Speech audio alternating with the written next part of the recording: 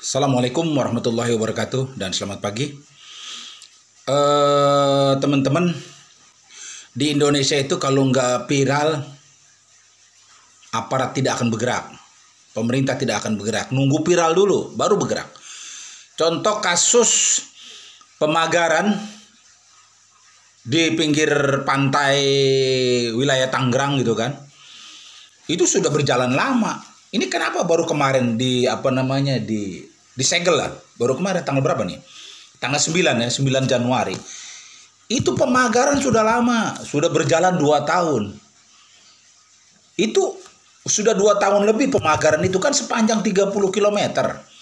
Nggak ujuk-ujuk jadi dalam sebulan, nggak ada. Itu mager di air, kurang lebih ya, masuk ke pinggir pantai berapa lah?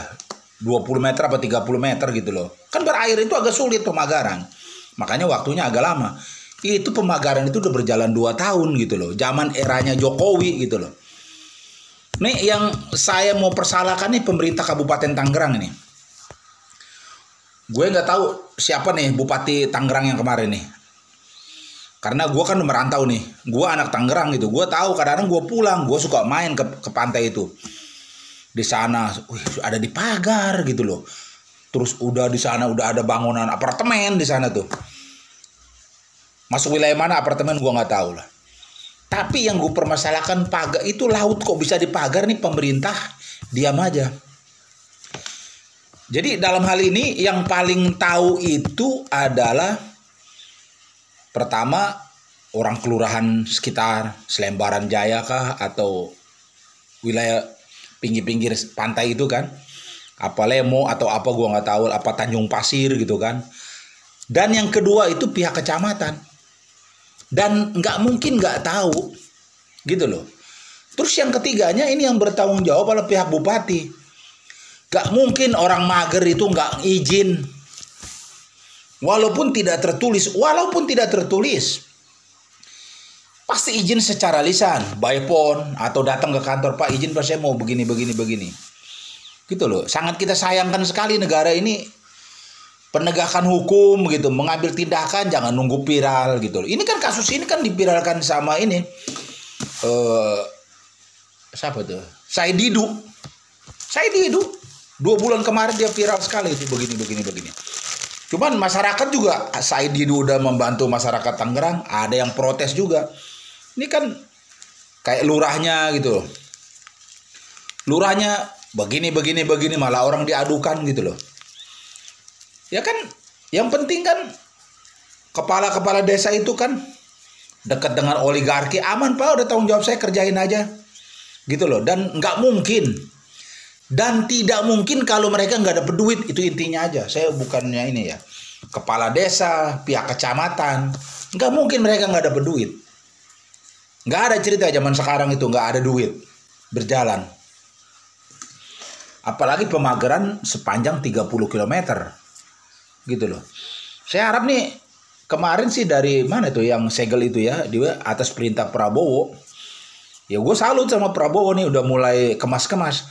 Gini, Pak, kita negara Indonesia ini diperjuangkan oleh keringat, darah dan cucuran air mata rakyat Indonesia, Pak. Jangan sampai negara ini dikuasai oleh oligarki. Bahaya, Pak. Ini percaya nggak Bapak?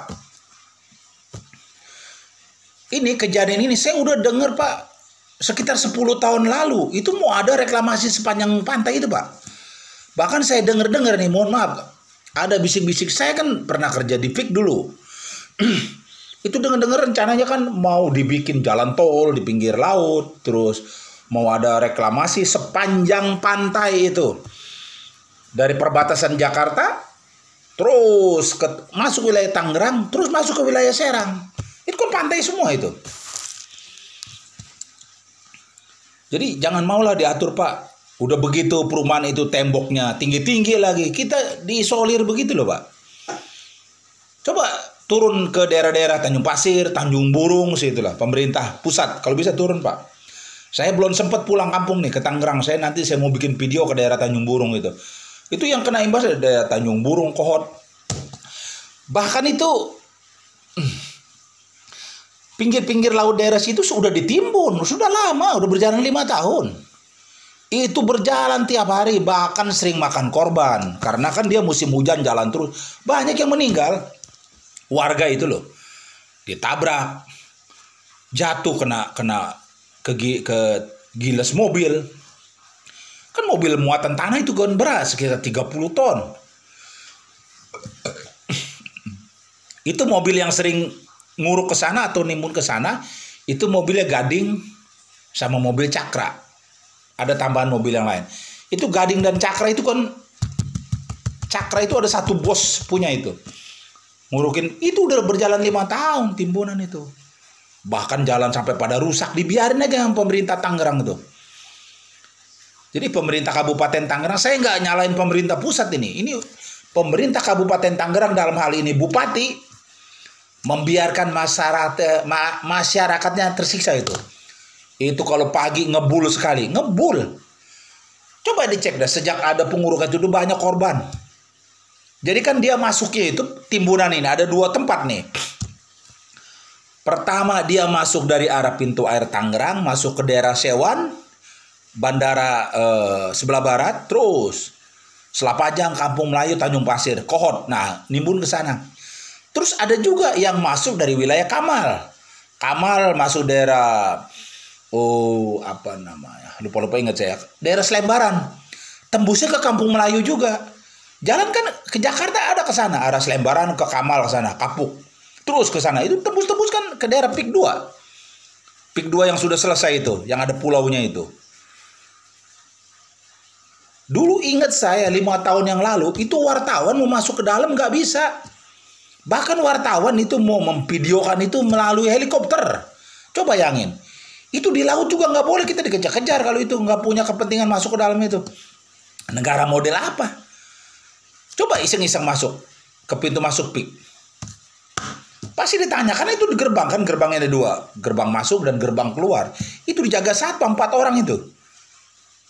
Ditanya kepentingannya apa, masuk ke daerah ditanya kepentingannya apa, coba aja kalau nggak percaya. Masuk ke PIK itu. Yang di Jakarta itu loh, di daerah mana? Kapuk ya. Itu coba masuk ke situ. Yang dari itu keluar tol bablas itu. Yang ada ini, yang ada pasar modern PIK apa daerah apa itu? PIK itu ya. Yang ada ini vihara besar tuh yang punyanya Pak Agwan. PIK kan punyanya Pak Agwan. Nah kita kembali lagi Tangerang. Ini yang bertanggung jawab ini bupati, camat, dan kepala desa. Ya kalau kepala desa enak-enak aja dia. Dapat duit ya Pak laksanakan, dapat duit laksanakan. Makanya dia bela mati-matian tuh kepala desa. Ini udah bagus lah Prabowo gitu loh. Mumpung sebelum terlambat Pak. Kalau bisa Pak Prabowo itu Pak, kita jangan ngandelin orang lain Pak. Jangan terima laporan. Kadang-kadang laporan itu nggak sesuai Pak. Kenyataannya di lapangan begini, banyak hutan lindung yang keambil bilangnya enggak. Pak Prabowo turun aja Pak. Kan Bapak ada helikopter turun lah. Nggak usah pakai helikopter, pakai mobil bisa ke sana. Tanjung Pasir, ke daerah Selembaran, bisa Pak. Terus KPK, ini kan udah disegel nih, pagar bambu sepanjang 30 km. Nah ini pagar bambu, laut di pagar mau diapain? Nelayan susah loh. Nelayan itu keluar masuk nggak bisa. Ya orang di pagar bambu mau lewat mana? Pagar bambu kan jaraknya semeter. Perahu mau lewat mana susah. Jadi kalau dia mau nelayan mau ke laut itu ya perahunya ditinggal di tengah itu di pinggir pagar itu loh. Dia keluar berenang ke daratan itu. Ya nggak bisa masuk, nggak bisa keluar. Ada pintu masuknya satu jauh sekali kan nggak masuk akal. Laut kok di pagar gitu loh. Sebenarnya saya pribadi udah tahu dari dulu. Ini karena Pak Said Didu aja yang memviralkan gitu loh kasus. Saya terima kasih ke Pak Said Didu walaupun dia orang Makassar. Pak Said Didu itu orang Makassar. Tapi dia peduli dengan warga Tangerang. Nah sekarang pertanyaan gue balik. Lu orang Tangerang kemana aja lu? Bupati Tangerang. Gue nggak tahu bupati kemarin sih orang Tangerang, nggak tahu sekarang bupati siapa nih. Camatnya orang Tangerang, kepala desanya pasti orang Tangerang. Lu kalau ada nih khusus kepala desa nih, kalau ada apa-apa laporin dong ke pusat. camat nggak mau, bupati nggak mau, laporin ke pusat. Datang aja ke Istana Negara. Begini-begini. Jangan lo mau enak sendiri. Gitu loh. Karena ada kepala desa yang melaporkan saya di siapa namanya itu? Lurah Selembaran itu. Kepala desa Selembaran. Lupa saya namanya itu. Gitu kan. Tolonglah masyarakat Indonesia terbuka. Jangan sampai itu PIK itu jadi negara Singapura. Jangan main-main. Dulu aja udah bermasalah kan yang bikin pulau itu loh. Pulau G. Satu pulau asal tahu aja berapa? 300 hektar. Coba bayangkan. Jangan.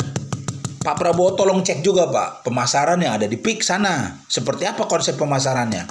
Ada nggak orang pribumi yang beli rumah di situ? Nggak ada. Terus yang keduanya. Itu kan kebanyakan orang-orang Chinese yang pengusaha ya. Kalau Chinese pengusaha Indonesia kita nggak apa-apa lah. Karena dia juga orang Indonesia. Yang saya khawatirkan. Itu ditempati oleh orang-orang asing. Ya mohon maaf ini. Orang-orang asing ditempati. Iya kan? Ditempati oleh orang-orang asing. Kan kita nggak tahu di dalam. Karena kan nggak ada penduduk. Cuma dia aja. Mana bisa kita ke dalam mau apa? Survei ke belakang. Oh jauh sekali tuh. Dari gerbang PIK itu. Dari gerbang PIK 2 ke dalam jauh sekali. Saya kenapa bisa cerita? Saya pernah kerja di situ soalnya dulu. Saya pernah ikut suplai batunya situ. Batu gunung. Mau masuk aja banyak pertanyaan nih. Begini. Nggak sembarangan. Jangankan mobil kita aja naik motor ditanya. Mau kemana Pak? Ada kepentingan apa? Itu kawasan proyek. Ditanya gitu loh. Coba sekarang kita naik sepeda warga biasa masuk ke dalam itu. Boleh nggak coba?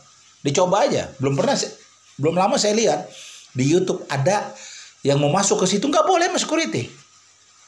Itu masih masuk wilayah di Indonesia. Kenapa nggak boleh? Gitu loh. Jadi sekali lagi saya minta ke KPK. KPK tolong usut bupati yang menjabat di zaman era Jokowi yang meng-ACC pemagaran itu. Saya jujur aja nggak mungkin. Pengusaha itu dia berani mengeluarkan dana untuk pemagaran. Itu pemagaran besar. Besar pemagaran itu loh. Bambu satu batangnya 10.000. Belum biaya pasang. Katakanlah biaya pasang 5.000. Satu dia 15.000. 30 km berapa juta bambu coba. Dan nggak mungkin dia kerjakan nggak ada izinnya. Kalau secara tertulis tidak ada izinnya. Mungkin secara lisan dia ngomong. Dianggap. Kan di pinggir laut kan nggak ada penduduknya. Di pinggir-pinggir laut emang nggak ada penduduk. Yang ada pinggir pantai, hutan bakau, terus tambak-tambak bandeng warga, tambak udang itu loh. Jadi memang nggak ada penduduknya di sana. Jadi ada itu penduduknya di sekitaran 4 km lah ke darat. Gitu loh. Ditelusuri bupati nih, camat kalau perlu sekalian, KPK. Ya kita menduga-duga boleh dong. Nggak mungkin orang membangun pagar nggak ada izinnya. Itu loh, nggak berani pengusaha. Kalaupun di perizinan tidak ada secara tulis laporan, paling tidak secara lisan dia ngomong, paling nggak sama pihak kecamatan. Kecamatannya apa namanya? Teluk Naga, itu kawasan Teluk Naga. Karena saya orang sana, saya tahu persis. Gitu loh. Oke. Saya salut dengan Pak Prabowo, walaupun baru 2 bulan lebih sudah ada gebrakan-gebrakan. Usut Pak, negara kita jangan mau diatur oleh pengusaha Pak. Negara ini harus milik kita, bukan milik orang lain. Oke ya. Terima kasih Pak Prabowo Subianto. Assalamualaikum warahmatullahi wabarakatuh.